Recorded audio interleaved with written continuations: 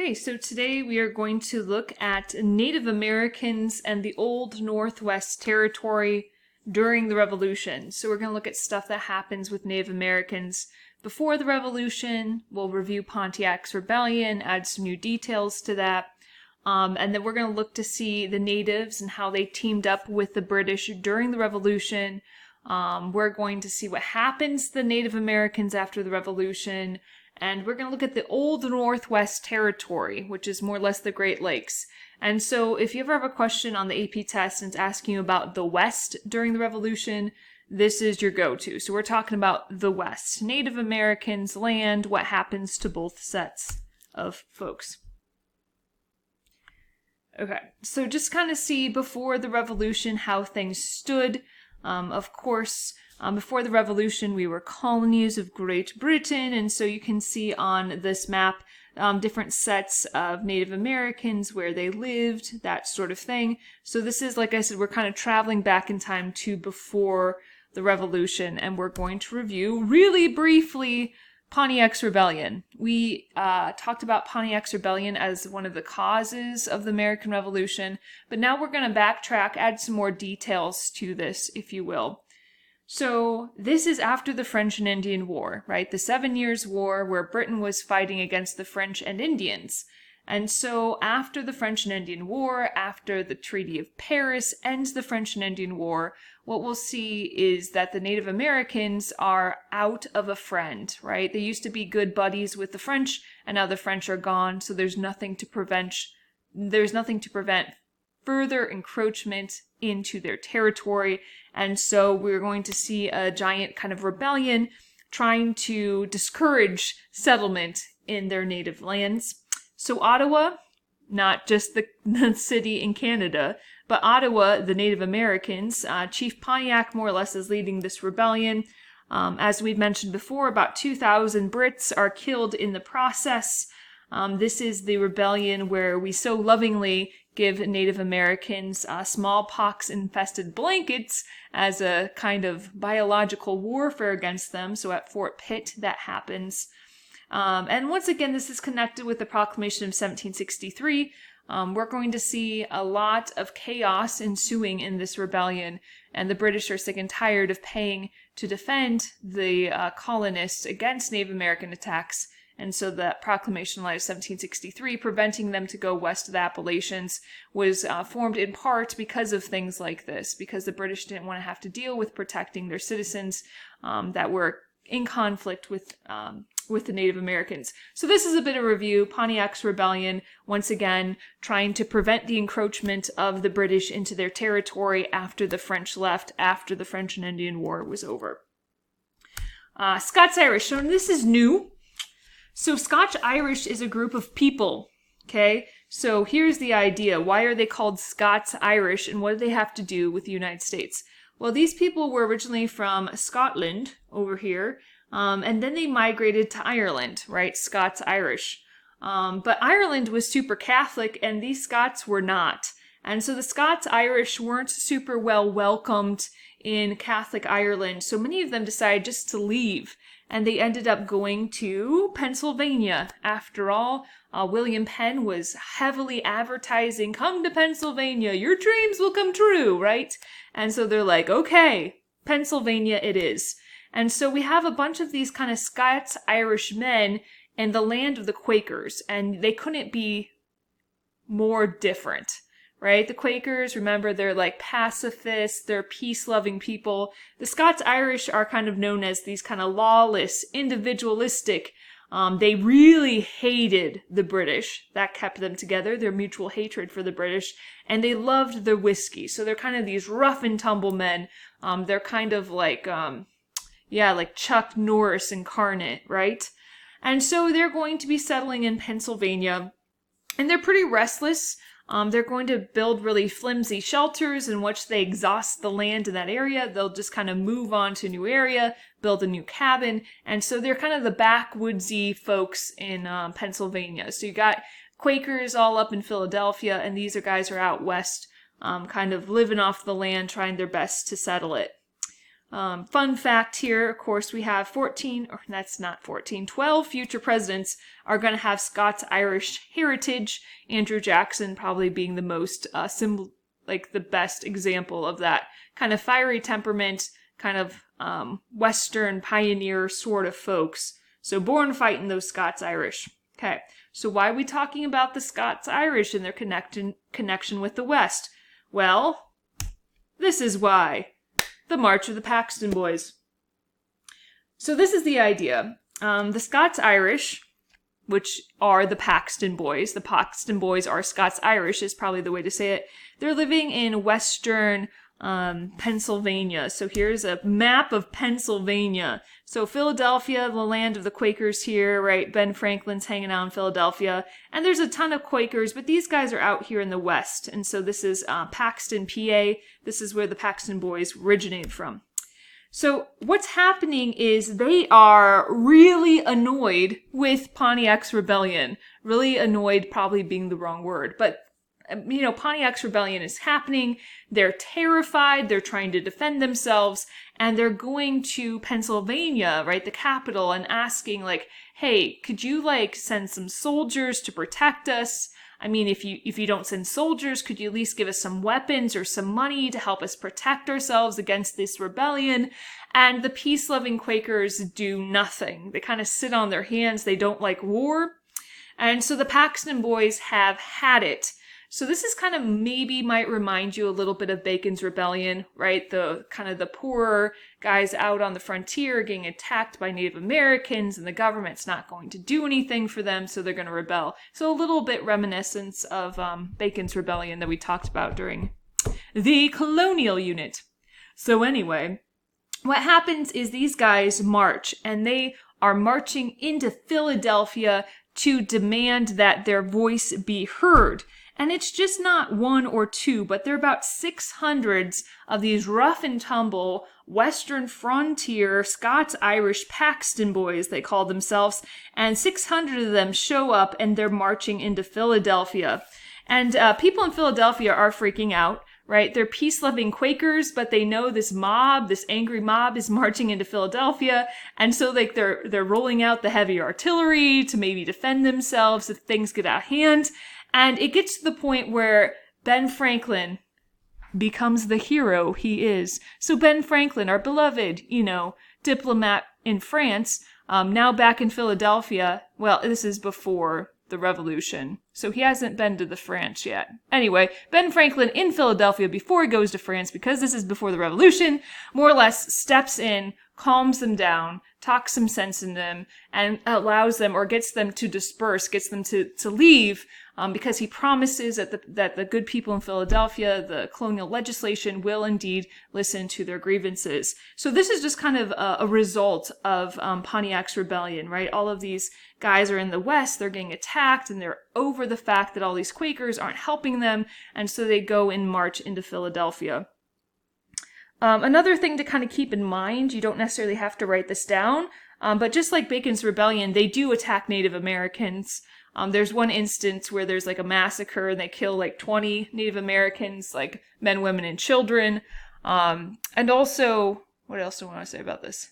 I don't remember.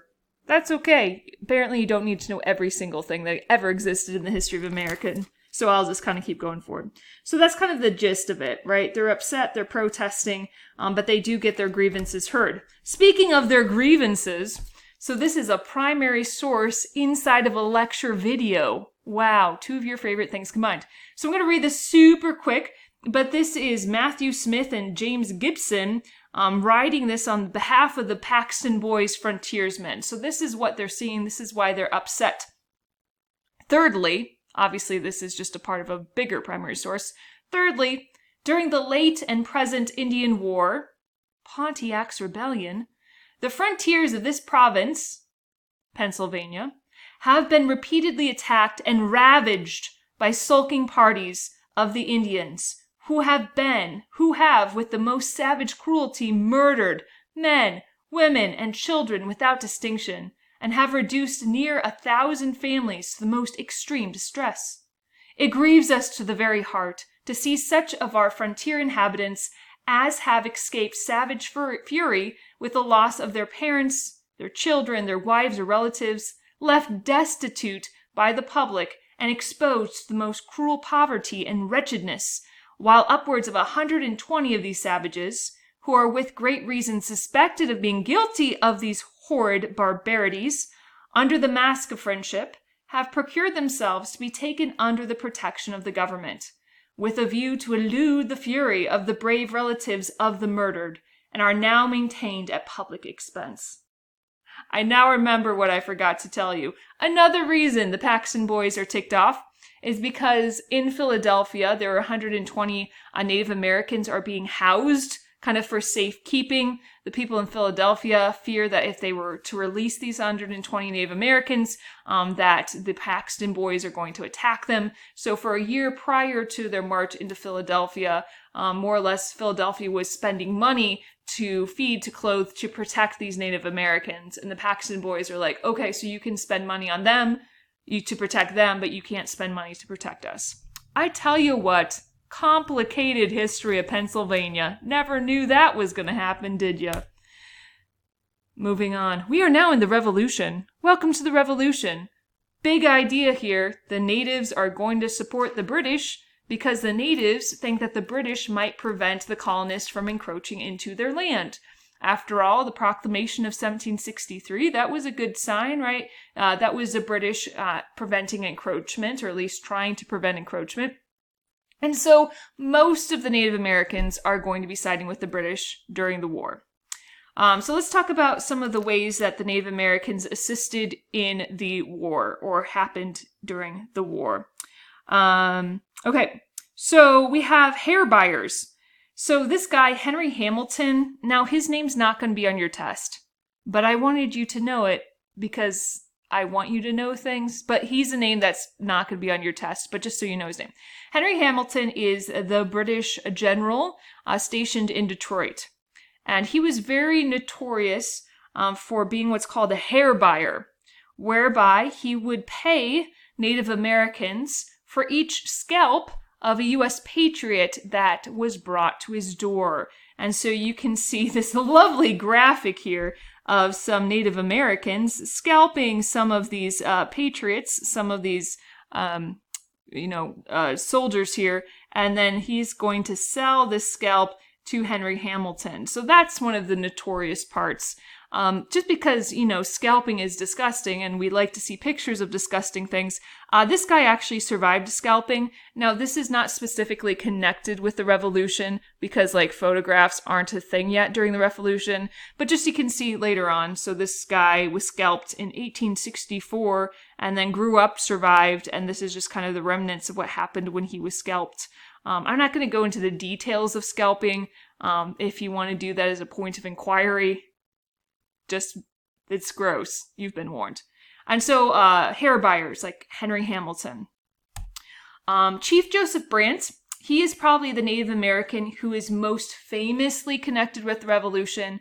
And of course, he's going to be sided with the British. And just so you can kind of see here, he's going to be a chief of the Mohawks. And remember, the Mohawks are part of a larger confederation, which is called the Iroquois. And so you can see 2 out of the 6 Iroquois tribes are going to side with the U.S., and then 4 out of the 6 are going to side with the United Kingdom, are going to side with Britain. So he's one of the Mohawks, he's the chief of the Mohawks, and he's going to be siding with Britain. And he's probably most known, like I said, during the war. I mean, he met King George III, he's met with George Washington. He really is kind of one of the well-respected names. So what he does during the Revolution is they would just do raids along the western frontier. Specifically, he's Iroquois, so he's up in New York. So western New York was more or less his playground during the Revolution. In fact, it got so bad that the year 1777, right, 1 year after the Declaration of Independence was signed, there's so many, violent attacks on the frontier that they called it the Bloody Year. And so you see, of course, Native Americans aren't necessarily going to down, red coats and fight alongside the British, but they do their part by kind of terrorizing the colonists, specifically in western New York. Lovely. Okay, this primary source is worth it, believe me. So here's the big idea, right? So, the Iroquois had been fighting for the most part, and most of the Native Americans have been fighting with the British. And so when the Treaty of Paris is signed in 1783, ending the American Revolution, we're going to see that there's no mention of the Iroquois at all, or any Native Americans at all, in the peace treaty. And so the Native Americans, as we can see here, Chief Joseph Brant, chief of the Mohawk, they're going to be a little concerned. So you can see this is 1783, right when the Treaty of Paris would be signing. And so he's talking to more or less a governor in Quebec, asking like, hey, why aren't we included in this treaty? Like, we exist, by the way, just saying. This is 2 pages, and you're going to hold on. You're not going to fast forward. You're going to listen to it because it's going to be really fun. So this is Chief Joseph Brant. Representatives of the king. So he's talking to the governor in Quebec. The war chieftains of the 6 United Nations of Indians and their allies, hashtag the Iroquois and their buddies, have heard that the king, their father, King George III, has made peace with his children, the Bostonians. They found that they were forgotten and no mention made of them in said peace. Wherefore they have now sent me to inform themselves before you of the real truth, whether it is so or not, that they are not partakers of that peace with the king and the Bostonians. So they're like, so we're hearing rumors that we were left out of the peace treaty, so I'm here to actually ask, get it from the horse's mouth. Brother, Governor of Quebec, brother, listen with great attention to our words. We were greatly alarmed and cast down when we heard that news, and it occasions great discontent and surprise with our people. Wherefore, tell us the real truth from your heart, and we beg that the king will be put in mind by you and recollect what we have been when his people first saw us, and what we have since done for him and his subjects. So we're upset, and we would like to remind you of all of the things we've done for you in the past. For example, brother, we were the first Indian nation that took you by the hand, like friends and brothers, and invited you to live amongst us, treating you with kindness. Our neighbors were equally well disposed towards you. We were then a great people, conquering all Indian nations round about us, and you, in a matter, but a handful. After which you increased by degrees, and we continued as your friends and allies, joining you from time to time against your enemies. Hashtag French and Indian War. Actually, yeah, because the Iroquois were, that would make sense. Because remember, the Iroquois were one of the only Native American groups to actually fight with the British during the French and Indian War. Anyway, joining you from time to time against your enemies, sacrificing numbers of our people, and leaving their bones scattered in your enemy country. So we have sacrificed, we fought and died with you.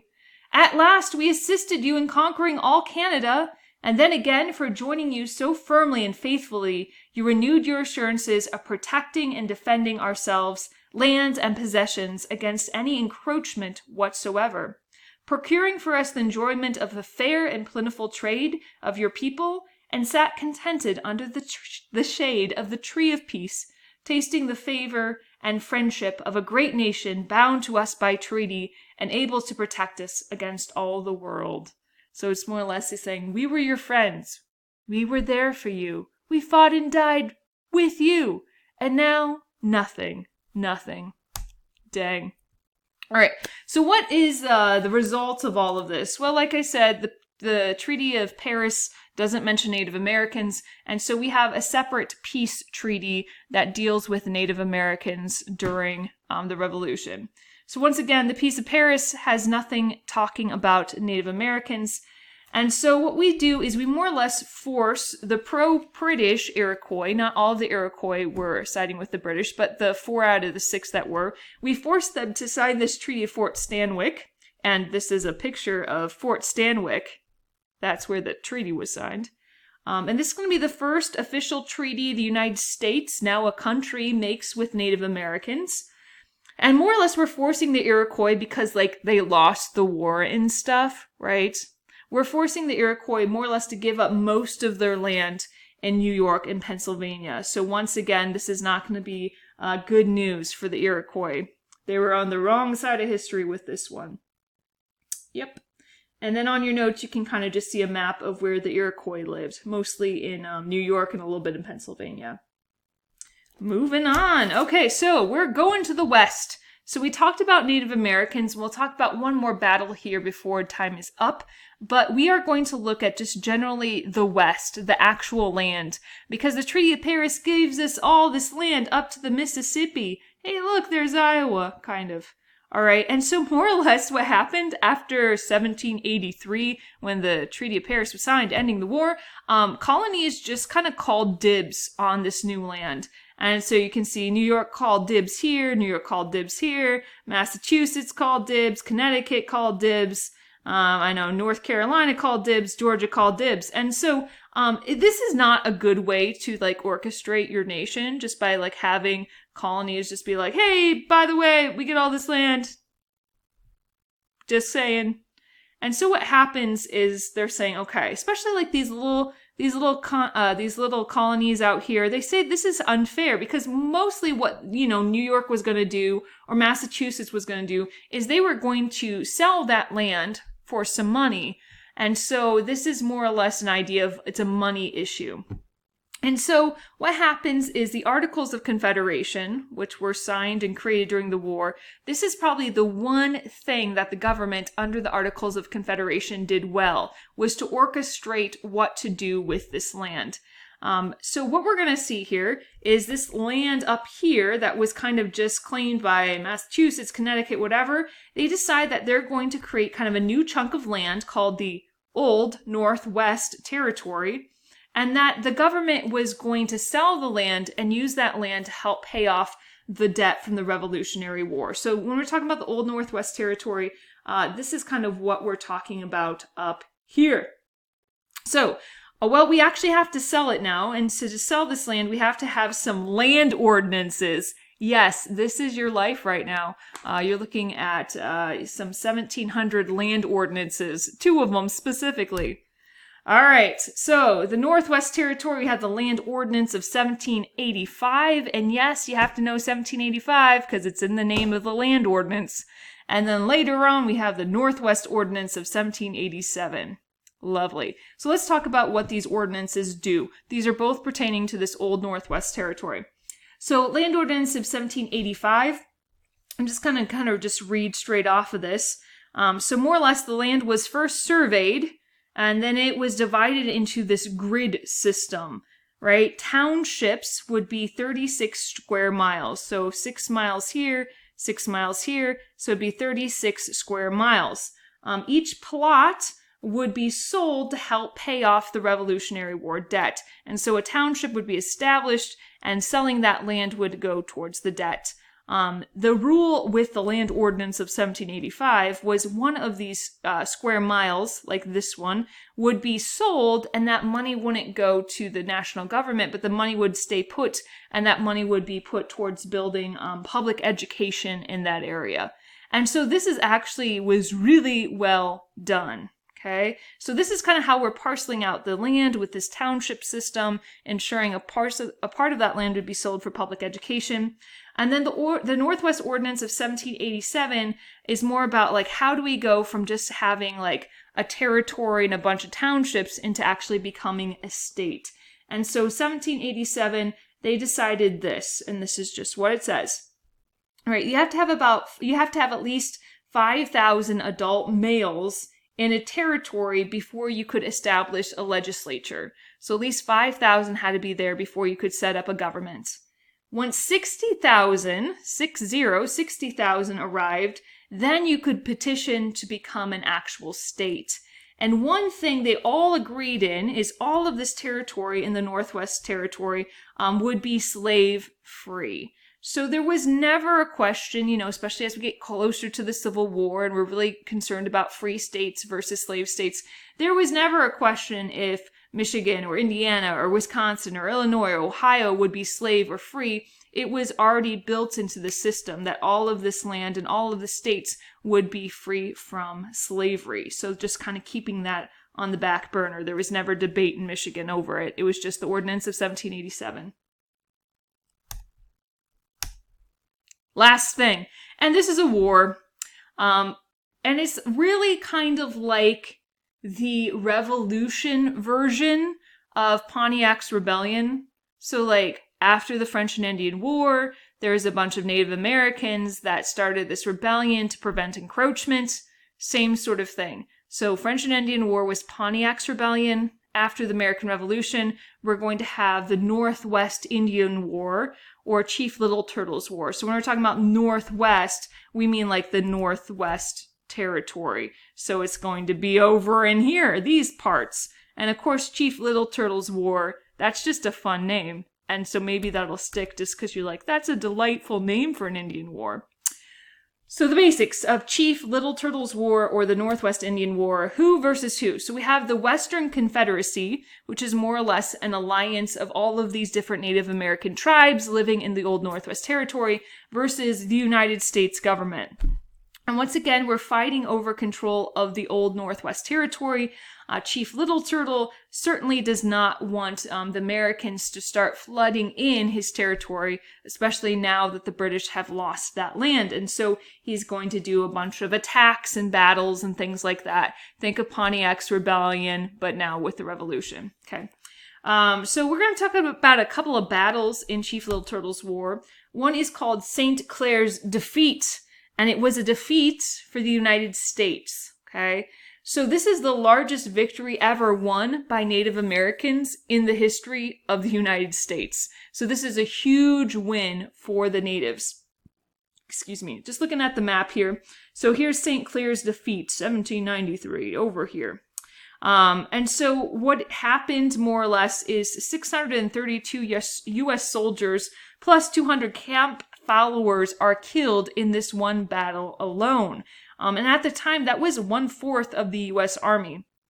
This is about 10 years after the Treaty of Paris was signed, and so it's not like we had this huge standing army to begin with, but 1/4 of the army dying in one battle against Native Americans is kind of a big deal, okay? So the idea here is, why are the Native Americans so good at fighting all of a sudden? Well, guess what happened? It's the British. I thought the British were supposed to leave after the Treaty of Paris. Correct, student. They were supposed to leave, but did they leave? No, they didn't. And so you can see over here, even in this map, all of these pink circles. These are different British forts that still exist on U.S. soil. And so these Native Americans were supplied by the British, and that's why they're so well equipped against the United States. And so our army just gets crushed. So St. Clair was the general in charge of the U.S. troops, and his army got crushed. That's why they call it St. Clair's Defeat, because that's the guy's last name, General St. Clair. Dang! Okay, so Washington is president. Spoiler alert, more on him later. And he's like, okay, no, we can't let the natives win this thing. We need to have law and order. And so we saw the largest defeat by the U.S. troops, and now we're going to see the largest victory of U.S. troops during Little Turtle's War. And so here was St. Clair's Defeat, and this is what we're talking about next, the victory at Fallen Timbers. Woo! Fallen Timbers! So once again, Washington's freaked out. We're specifically fearing a formal alliance between Native Americans and the British. It had been informal at this point, but we're worried about perhaps that becoming formal. And so more or less, Washington spends a ton of money, doubles the size of our army, and puts them under the direction of this Revolutionary War hero that we haven't talked about yet, but will now, called General Mad Anthony Wayne. Isn't that a fun nickname? So he's like the ace up our sleeves. Like, he's a really good general. So General trains these new troops. They march on over and they crush it. So the Battle of Fallen Timbers, once again, is over here. Wayne's victory, Fallen Timbers. That's going to be the last battle of this Northwest Indian War. And it's going to be the final kind of nail in the coffin for this war. So this is a U.S. victory here. A little fun fact brought to you by the internet and comic books. So we just talked about General Mad Anthony Wayne being a hero of the Revolutionary War and then crushing this rebellion at the Battle of Fallen Timbers. But Batman, what? So Batman's real name isn't Batman. Of course, he's fake, so there is no real name, but whatever. But his real name is Bruce Wayne. And Bruce Wayne is actually named after two figures of real history. So he is named after Scottish hero Robert the Bruce, hashtag Bruce Wayne, an American Revolutionary hero and also the victor at the Battle of Fallen Timbers, General Mad Anthony Wayne, who turned out to be the ancestor of Batman according to the comics. So Bruce Wayne is named after General Mad Anthony Wayne, and is supposedly this guy, I'm guessing this is Mad Anthony up here, I'm not sure, is the ancestor of Batman. Write that on your AP test. See what the graders do. They're gonna be like stupid teenagers. Anyway, so how does the Northwest Indian War or the Chief Little Turtles War ends? Well, this is what happens. They sign a treaty, and it's called the Treaty of Greenville. And so in this treaty, they more or less have to secede. The natives have to give up most of the land in Ohio. They sign the treaty, which more or less says that the United States is in control of this land. You are not. We are the conquering heroes. Deal with it. And prevents them from signing any alliances with other foreign powers. So you can't sign an alliance with the British, for example. And after this war is done, this treaty is signed, people are going to feel safer, and we're going to see just a wave of white Western migration into this old Northwest territory, because there's not a lot of settlers are going to want to move in there until the Native Americans are like under control. And so here's a little turtle. This is like Chief Little Turtle, and he's putting his arms up. He's kind of surrendering. He has to give up there. And the Treaty of Greenville, turtles are green. Chief Little Turtle, Greenville is the treaty. Kind of connect the color green, and it should help you out. So just to kind of keep some things straight here, after the French and Indian War, we have a Native American rebellion to try to prevent the encroachment into their territory. After the Revolution, we have a Native American war they're trying to prevent encroachment once again. And so this is a way to keep it straight. Right after the French and Indian War, we have Pontiac's rebellion. So this is a Pontiac with like a French-style mustache. So think of a Pontiac with a French mustache, because Pontiac rebellion is after the French and Indian War. Then over here we have George Washington, hashtag the poster child of the American Revolution, stepping on a little turtle, because Chief Little Turtle's War is after the Revolution. The end.